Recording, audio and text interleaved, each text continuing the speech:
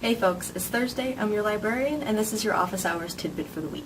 I got a question a couple weeks ago that went like this. I've been having some problems accessing quite a few articles online. I'm not super savvy at figuring out access if it doesn't work through Google Scholar or the journal website. Is there a way to get around access issues, short of using ILL? So I'm going to tell you what I told that person, which are the 3 common reasons why you can't access a journal article, and solutions for each of them.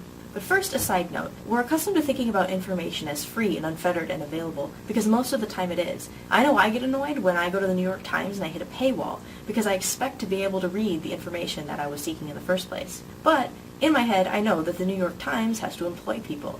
It has to send journalists all around the world, and it has to run a business and keep its lights on. So even though we're used to having free and available information most of the time, there are still companies that are in the business of producing this information and disseminating it around the world. So a lot of information isn't free and unfettered, and a lot of it, especially in academia, is distributed by publishers who coordinate the peer review process and edit and host the information on their websites. Some still publish print journals, and that costs money too.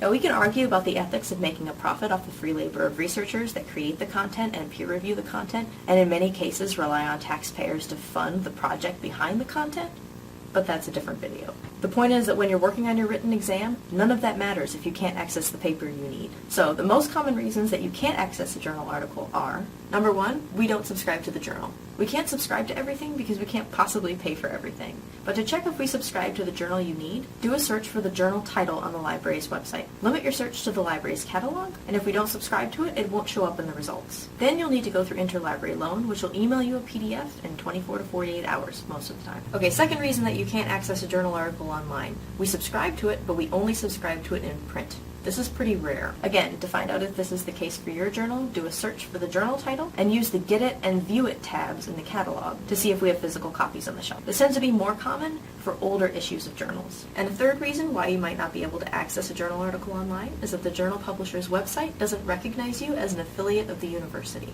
Most journals use IP ranges to provide access, so if you're off campus and you can't access a journal article, try logging in through the VPN or reload the page through our proxy server. This is just a button that you install in your bookmarks toolbar. You click it, it'll reload the page and ask you to sign in. You can install the proxy button through a link in the video description. If you're still having trouble, send me the citations you're trying to find and I'll see if I can help. Good luck, and I'll see you next Thursday.